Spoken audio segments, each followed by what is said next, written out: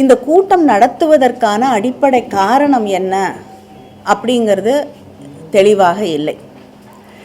ஏன்னா இதே போல ஒரு கூட்டத்தை எங்களுடைய கழகத்தின் தலைவர் அண்ணன் தளபதி அவர்கள் முதலமைச்சராக இருந்தபொழுது 5/3/2025 நடத்தியிருக்கிறார்கள்.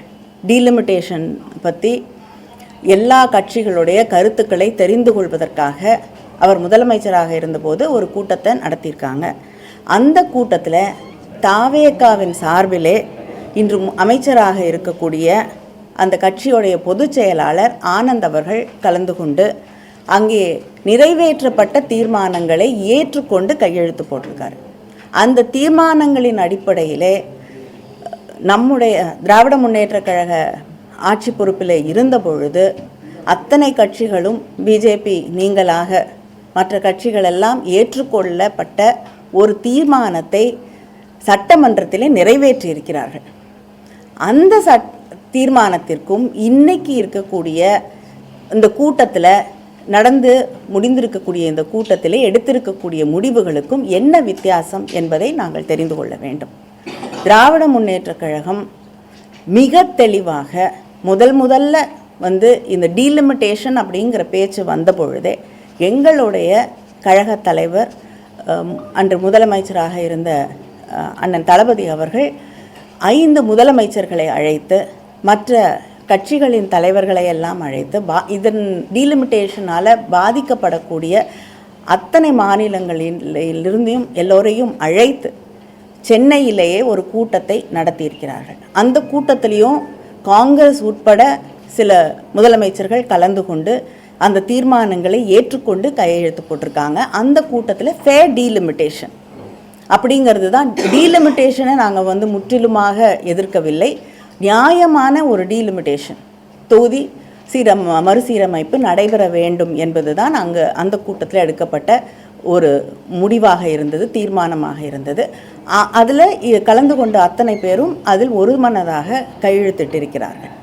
இதையெல்லாம் தாண்டி தேர்தல் நேரத்தில் டீலிமிட்டேஷன் கொண்டு வரப்பட்ட போது தேர்தல் உச்சத்தில் இருந்த அந்த நேரத்தில் கூட முதலமைச்சராக இருந்த அண்ணன் தளபதி அவர்கள் எங்களுக்கு தேர்தல் முக்கியம் இல்லை, தமிழ்நாட்டின் உரிமைகள் தான் முக்கியம், நாங்கள் பாதிக்கப்படக்கூடாது அப்படிங்கிற ஒரு முடிவோடு அந்த பிரச்சாரத்தை கையில் எடுத்தார்கள். அது மட்டும் இல்லை, தேர்தல் பணியிலே இருக்கக்கூடிய அத்தனை நாடாளுமன்ற உறுப்பினர்களும் நீங்கள் போய் அந்த தீர்மானத்திற்கு எதிராக கொண்டு வரக்கூடிய மசோதாவுக்கு எதிராக நீங்கள் வாக்களிக்க வேண்டும் என்று எங்கள் அத்தனை பேரையும் அனுப்பி அந்த முதலாக பிஜேபி ஆட்சி பொறுப்பிற்கு வந்த பிறகு அவங்க கொண்டு வந்த ஒரு மசோதா முறியடிக்கப்பட்டது என்றால் அது திராவிட முன்னேற்றக் கழகம் போன்ற இயக்கங்கள் எதிர்த்த அந்த டீலிமிட்டேஷன் அப்படிங்கிற அந்த மசோதாவை தான். இந்த அளவிற்கு தொடர்ந்து அதற்காக குரல் கொடுத்து கொண்டு இருக்கக்கூடிய இயக்கம் திராவிட முன்னேற்றக் கழகம். ஆனால் அதே நேரத்தில் தமிழ்நாடு பாதிக்கப்படக்கூடாது அப்படிங்கிறது தான் எங்களுடைய தொடர்ந்த கோரிக்கையாக இருக்கிறது. நாங்கள் வைத்திருக்கக்கூடிய தீர்மானங்களின் அடிப்படையிலே நாங்கள் போன முறை அந்த மசோதா கொண்டு வரப்பட்ட போது நாடாளுமன்றத்தில் எங்களுக்கு எதெல்லாம் ஏற்றுக்கொள்ள முடியாது என்பதை மிக தெளிவாக எடுத்து வைத்திருக்கிறோம். அந்த பில்லில் எந்த இடத்துலையுமே இந்த கொண்டு வரக்கூடிய அந்த டீலிமிட்டேஷன் அவங்க சொன்னது ப்ரோராட்டா பேசிஸில் எல்லாருக்கும் ஒரே சமமாக அதிகரிக்கப்படும், தமிழ்நாடுடைய பர்சன்டேஜ் எந்த காலகட்டத்திலும் மாறாது அப்படின்னாங்க. ஆனால் அந்த பில்லுக்குள்ளே அதற்கான ஒரு அந்த வாய்மொழியாக ஹோம் மினிஸ்டர் அங்கே ஃப்ளோரில் அதை சொன்னாரே தவிர அது பில்லுக்குள்ளே இல்லை. அதனால் நாங்கள் இதை ஏற்றுக்கொள்ள முடியாது என்று நிராகரித்தோம். இப்போ அடுத்த முறை பில் வரப்போகுதுன்னு பரவலாக பேசப்படுகிறது. ஆனால் இதுவரைக்கும் ஒன்றிய அரசாங்கம் எங்களை அழைத்தோ எதிர்க்கட்சிகளை அழைத்தோ பேசியதாக எங்களுக்கு தகவல் இல்லை. ஒருவேளை ஒரு சில பேரிடம் பேசியிருக்கலாம். ஆனால் திராவிட முன்னேற்றக் கழகத்தை இதுவரை அவர்கள் அழைத்து இந்த பில்லை நாங்கள் மாற்றி அமைத்து கொண்டு வருகிறோம் என்று எந்த தகவலும் கிடையாது. இந்த செஷனில் கொண்டு வரத்திற்கான வாய்ப்பு இல்லை என்பது தான் எங்களுக்கு தெரிவிக்கப்பட்டிருக்கக்கூடிய செய்தி. அதனால் இந்த சமயத்தில் பில்லும் இல்லை, பில்லோடைய வரைவு கூட ஒரு வரக்கூடிய பில்லு என்னென்ன சேஞ்சஸ் இருக்குது, என்ன மாற்றங்கள் செய்யப்பட்டிருக்கு அப்படிங்கிறத பற்றி எந்த விதமான தகவலும் இல்லை. பில்லோட காப்பி சர்க்குலேட் பண்ணப்படலை. அப்படி இருக்கும் பொழுது பழைய பில்லுக்கும் இங்கே இப்போ புதுசாக வரும் என்று நாம் நினைக்கக்கூடிய பில்லுக்கும் என்ன பெரிய மாற்றம் இருக்க முடியும்? இதற்காக இந்த கூட்டம் கூட்டப்பட்டு யார் அந்த கூட்டத்திற்கு பின்னணியிலே இருக்கிறார்கள், யார் இவர்களை இந்த அரசாங்கத்தை இயக்கி கொண்டிருக்கிறார்கள், அதை தாண்டி ஒரு கூட்டம் நடத்தணும்னா ஒரு அரசாங்கம் கட்சி தலைமைக்குத்தான் கடிதம் எழுத வேண்டும்.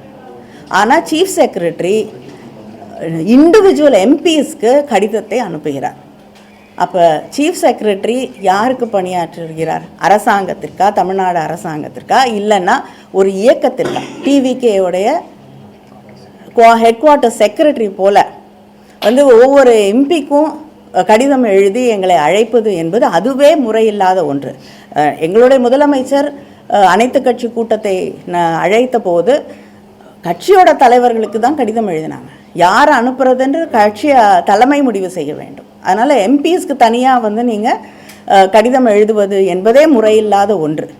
அதனால் எந்த தேவையும் இல்லாத நேரத்தில் எத்தனையோ பிரச்சனைகள், மேகதாது பிரச்சனை மிக மோசமான ஒரு இதில் போயிட்டுருக்கக்கூடிய ஒரு சூழலில், விவசாயிகளுடைய பிரச்சனைகள் பற்றி எரிந்து கொண்டிருக்கக்கூடிய இந்த சூழலில் திசை திருப்பக்கூடிய ஒரே வேண்டும் என்ற ஒரே எண்ணத்தோடு அவங்க கூட்டணியில் இருக்கக்கூடியவர்களுக்கு எந்த விதமான ஒரு எம்பாரஸ்மெண்ட்டும் வந்துடக்கூடாது அப்படிங்கிற ஒரு எண்ணத்தோடு திசை திருப்புவதற்காக இன்னைக்கு இந்த கூட்டம் நடத்தப்பட்டிருக்கிறது. இந்த பிரச்சனையை கையில் எடுத்திருக்கிறார்கள். புதுசாக என்ன சொல்கிறாங்கன்னா, தொகுதி மறுவரையே தேவையில்லை, இந்த எண்ணிக்கையிலே இருக்கணும், எண்ணிக்கையை உயர்த்தவும் கூடாது, மக்கள் தொகை அடிப்படையிலே வேணாம், 50% வேணாம், மறுவரையிலே தேவையில்லை, இந்த எண்ணிக்கையே இருந்தால் போதும், நாடாளுமன்ற உறுப்பினர்களுக்கு பேசுறதுக்கான வாய்ப்பே இங்கே கிடைக்கல, 543 பேர் இருக்கும்போது 5 நிமிஷம் கிடைக்க மாட்டேங்குது, எண்ணிக்கையை உயர்த்தினா அதுக்கான வாய்ப்பே இல்லை அப்படின்னு சொல்லி பல கட்சிகள் தெரிவிச்சிருக்காங்க. முதலமைச்சர் அந்த கருத்தை நாடாளுமன்ற உறுப்பினர்கள் கட்சியில் ஒவ்வொரு கட்சிக்கும் எத்தனை உறுப்பினர்கள் இருக்கிறார்கள் அப்படிங்கிற அடிப்படையில் தான் நேரம் ஒதுக்கீடு செய்யப்படுகிறது. இண்டிபெண்ட்டாக இருக்கக்கூடியவர்களுக்கு தான் நேரம் குறையக்கூடிய வாய்ப்பு இருக்கே தவிர உங்களுடைய கட்சிக்கு எத்தனை பிரதிநிதிகள் இருக்காங்க அப்படிங்கிறதோடைய அடிப்படையில் தான் நேரம் ஒதுக்கீடு செய்யப்படுகிறது. அதனால் இதையெல்லாம் நம்ம ஒரு காரணமாக சொல்லி இது வேண்டான்னு சொல்கிறது. மாற்றவில்லை என்றால் அதை மாற்றணும்னு திராவிட முன்னேற்ற கழகம் நீங்கள் மாற்றியே ஆகணும், டீலிமிட்டேஷன் கொண்டு வரணும்னு நாங்கள் சொல்ல. நாங்கள் கேட்கக்கூடிய ஒன்றே ஒன்று 33% பெண்களுக்கு இடஒதுக்கீடு வேண்டும் என்று.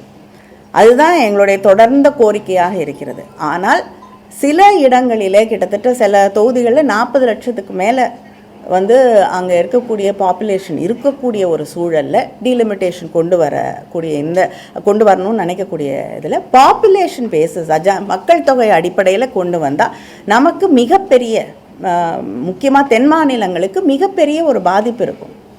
அதனால் மக்கள் தொகை அடிப்படையிலே அதை கணக்கீடு செய்யக்கூடாது அப்படிங்கிறது தான் நாங்கள் தொடர்ந்து வலியுறுத்தக்கூடிய ஒன்று. அதனால் தமிழ்நாட்டுக்கு எந்த விதத்திலும் இந்த பிரதிநிதிகளுடைய எண்ணிக்கை குறைந்து விடக்கூடாது.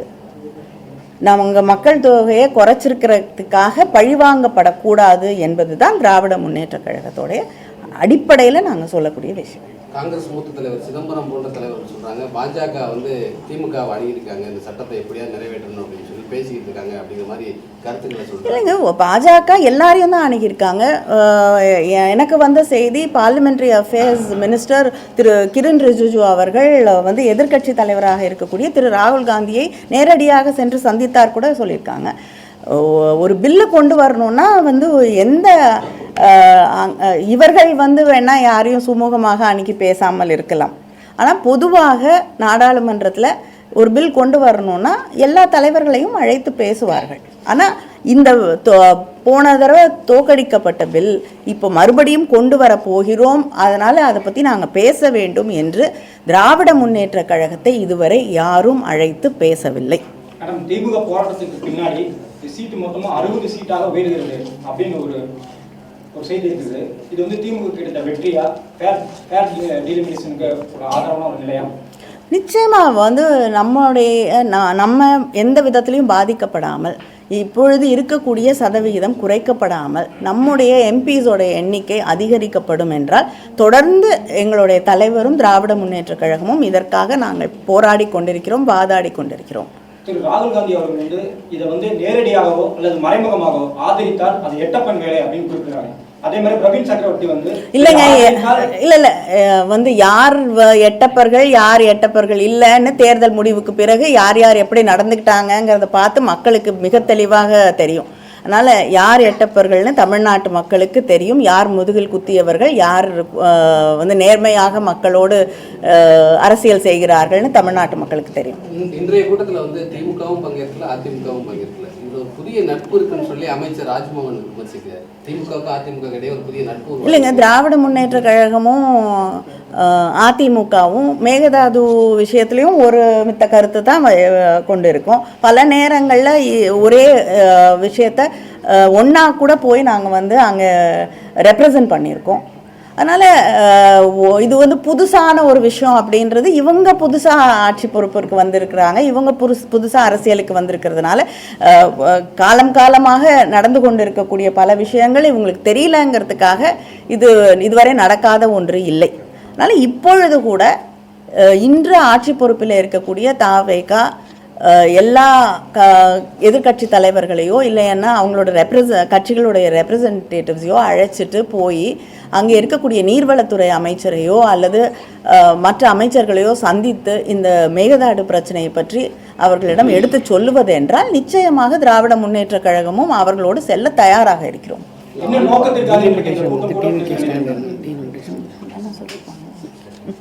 என்னங்க இன்றைக்கு வந்து தமிழக முதல்வர் கூட்டியிருக்க இந்த கூட்டம் என்ன நோக்கத்திற்காக நீங்க இல்லைங்க, திசை திருப்புறதை தவிர வேற எனக்கு எதுவும் தெரியல. சரி, நோக்கம் அப்படின்னா இது வரைக்கும் கூட்டம் நடந்து முடிஞ்சிருச்சு இல்லையா? ஏதாவது தீர்மானம் வெளியிட்டிருக்காங்களா? இல்லைன்னா முதல்வர் வந்து இந்த கூட்டத்தில் நாங்கள் இந்த முடிவெல்லாம் எடுத்திருக்கோன்னு வந்து சொன்னாங்களா? டிவிக்கேவுடைய ஸ்டாண்ட் என்ன, ஏதாவது தெளிவுபடுத்தியிருக்காங்களா? அதனால் என்ன நோக்கம்னு எங்களுக்கு தெரியல, அவங்களுக்காக தெரியுமான்னு எனக்கு தெரியல. அது அவங்களுக்கு தான் தெரியும். அது உங்களுக்கு தெரியறதுனால தான் என்ன கேட்குறீங்க. தாவைக்காக தவிர மற்ற எல்லாருமே மேகதாது விவகாரத்தில் தமிழக அரசு தவிர எல்லாருமே வந்து அனைத்து கட்சி கூட்டத்தை கூட்ட வேண்டுங்கிறது இந்த இஷ்யூ தொடங்கினதுலேருந்தே சொல்லியிருக்காங்க. அதுக்கு கொஞ்சம் கூட செவி சாய்க்காம அவங்களுக்கு எதிர்கட்சி குரல்களை கூட இல்லைங்க, அவங்க கூட்டணியில் இருக்கக்கூடிய சில பேருக்கு வந்து அது வந்து தர்ம சங்கடம் ஆயிடுங்கிற ஒரே காரணத்திற்காக அவங்க அந்த கூட்டத்தை கூட்ட மறுக்கிறார்கள். அவங்களுக்கு அந்த அளவுக்கு, அது மட்டும் இல்லாமல் விவசாயிகள் மீது அவங்களுக்கு இருக்கக்கூடிய அக்கறை என்னன்னு நமக்கு நல்லா தெளிவாக தெரியும். இதையெல்லாம் தாண்டி திசை திருப்பக்கூடிய எத்தனையோ விஷயங்கள் இன்றைக்கி நடந்துகிட்ருக்கு. இதிலிருந்து திசை திருப்பி இன்றைக்கி திடீர்னு தனக்கு வந்து இந்த டீலிமிட்டேஷன் மேலே ஒரு அதை பற்றி அக்கறை இருக்குது அப்படின்னு சொல்லிக்கிற விதமாகத்தான் இந்த கூட்டம் நடத்தப்பட்டிருக்கிறது. அதுவும் முறைப்படி நடக்காத ஒரு கூட்டம் தான். பில்லு வருதா இல்லையானே தெரியல. இந்த செஷனில் வரத்துக்கான வாய்ப்பே கிடையாது. பில்லு வருதான்னு தெரில. அந்த புதிய பில்லு என்னன்னு யாருக்குமே தெரியாது. அதில் என்ன இருக்குங்கிறது அது தெரிஞ்ச பிறகு தான் அதை நம்ம ஏற்றுக்கிறோமா, எதுக்குறோமா, நிராகரிக்க போகிறோமா அப்படின்னு அதை பற்றி நம்ம விவாதிக்க முடியும். நம்மளுடைய பார்ட்டி ஸ்டாண்ட் என்ன அதை பற்றி அப்படிங்கிறது அந்த பில் என்னன்னு தெரிஞ்சாதான் நம்ம முடிவு பண்ண முடியும். அப்படி இருக்கக்கூடிய ஒரு சூழலில் யாருக்குமே அது என்னன்னே தெரியாத ஒரு இதில் நம்ம அதை பற்றி விவாதித்து என்ன பயன் இருக்க முடியும்? தொகுதி மறுவரை தொடர்பா வரும் சட்டமன்றம் இந்த கூட்டத்தொடர்லையே வந்து சட்டமன்றத்தில் ஒரு தீர்மானம் நிறைவேற்றப்படலாம் சொல்றாங்க. தொகுதி மறுவரையே தேவையில்லை அப்படின்னு. இல்லை, திமுக நிலைப்பாடு என்னவா இருக்கு? இல்லைங்க, இதுக்கு முன்னாடி கட்சிகள் வந்து ஆட்சி பொறுப்பில் இருக்கிறது மாறலாம். ஆனால் வந்து திராவிட முன்னேற்ற கழகம் ஆட்சி பொறுப்பில் இருந்த பொழுது தமிழக அரசு ஒரு தீர்மானத்தை கொண்டு வருகிறது, அது நிறைவேற்றப்படுகிறது. பல கட்சிகளுடைய ஆதரவோடு தான் அந்த தீர்மானம் நிறைவேற்றப்படுகிறது. அதுக்கு முன்னாடி நடந்த அனைத்து கட்சி கூட்டத்தில் தாவேகாலிருந்து வந்து கலந்து கொண்ட திரு ஆனந்த் அவர்கள் அந்த தீர்மானங்களை ஏற்றுக்கொண்டு கையெழுத்து போட்டிருக்கிறார். இப்பொழுது புதுசாக ஒரு தீர்மானம், பழைய தீர்மானம் இருக்குது, அந்த தீர்மானம் இருக்கும் பொழுது புதிதாக ஒரு தீர்மானம் கொண்டு வந்தால் அந்த தீர்மானத்தை நீங்கள் நிராகரிக்கிறீங்களா, அந்த தீர்மானத்தை எதிர்க்கிறீங்களா? எதற்காக ஒரு புதிய தீர்மானம் கொண்டு வரப்பட்ட தீர்மானத்தை தாண்டி இன்னொரு தீர்மானம் கொண்டு வரணும்னா அதற்கும் இதற்கும் என்ன வித்தியாசம்? என்ன மாற்றிக்கிறீங்க? உங்களுடைய ஸ்டாண்டில் என்ன மாறுறீங்க? அது நீங்கள் தான் சொல்லணும். இல்லைங்க, போன தடவை கையெழுத்து போட்டீங்க, இந்த தடவை வேண்டான்னு சொல்கிறீங்கன்னா அதற்கான காரணங்கள் என்னன்னு நீங்கள் சொல்லணும். பிரவீன் சக்கரவர்த்தி வந்து கேட்டுக்காரு, இந்த கூட்டத்தில் நீங்க கலந்துக்காத வந்து பாஜக மீது பயமா அப்படின்னு கேட்டுக்காரு.